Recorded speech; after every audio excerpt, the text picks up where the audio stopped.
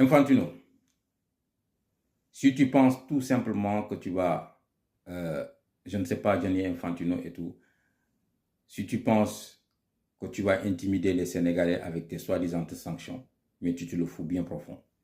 On a vu l'Argentine sortir en plein match. On a vu l'Argentine sortir en plein match.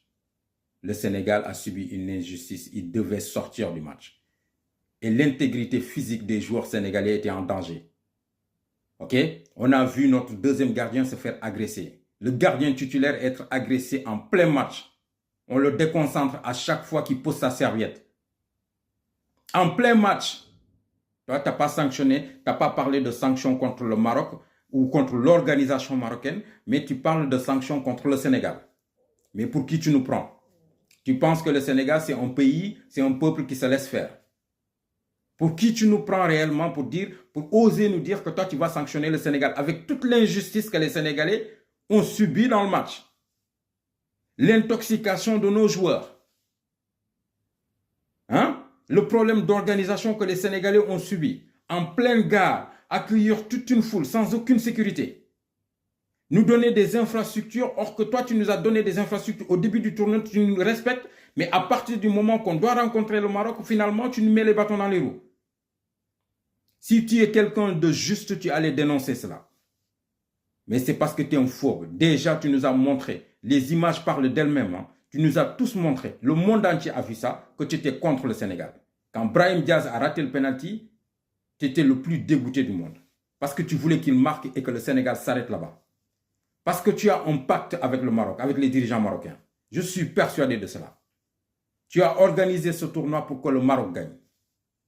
Mais les gamins qui s'entraînent matin, midi et soir, qui mettent en danger la carrière de leur carrière professionnelle, venir jouer des matchs de qualification un peu partout dans le monde, un peu partout en Afrique, dans des conditions des fois difficiles.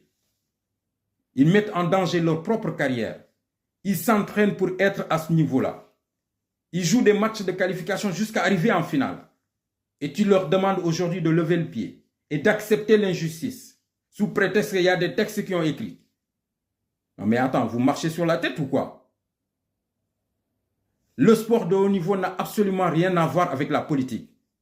Si tu veux faire de la politique, Infantino, va te présenter dans ton pays, va faire autre chose. Mais laisse le football en dehors de la politique. Et en plus, tu as terni l'image du Maroc et des Marocains.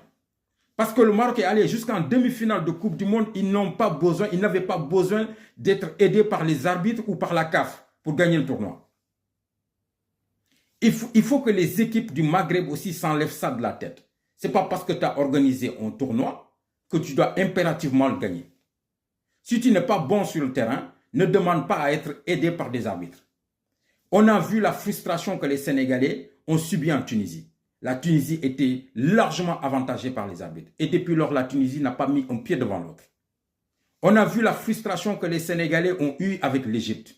Les Égyptiens ont été largement aidés par les arbitres. Aujourd'hui, on voit entre l'Égypte et le Sénégal ce que ça donne. On a vu cette frustration avec le Maroc, où 4 ou 5 équipes se sont plaintes des arbitres. Et vous voulez nous dire que c'est le Sénégal qui est fautif malgré tout. Vous nous prenez pour qui? Vous pensez que vous allez nous intimider avec ça? Sanctionnez Milan si vous voulez. Sanctionnez 50 000 joueurs sénégalais.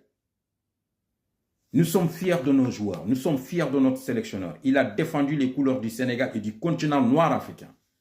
C'est ça le plus important. Il a défendu même les couleurs du continent africain dans sa globalité pour n'exclure personne. Nous sommes fiers de nous. Hein? Nous sommes fiers des Sénégalais. Et si tu penses une seule seconde, Infantino, que tu vas intimider les Sénégalais, tu te trompes largement. Et tous les Africains, s'il vous plaît, il faut qu'on tague le président de la CAF. Il faut qu'on réclame tous unanimement la démission du président de la CAF. La seule personne, et il faut d'ailleurs qu'il insiste là-dessus, qu'on insiste là-dessus, la seule personne qui est capable aujourd'hui de diriger la CAF, il peut s'appeler Samuel Eto'o. Sincèrement, il faut qu'on laisse les anciens footballeurs diriger le football. Pas des businessmen et des politiciens pour venir diriger le football. Le sport ne doit pas être dirigé par un politique ou quelqu'un qui ne l'a pas pratiqué. Très sincèrement.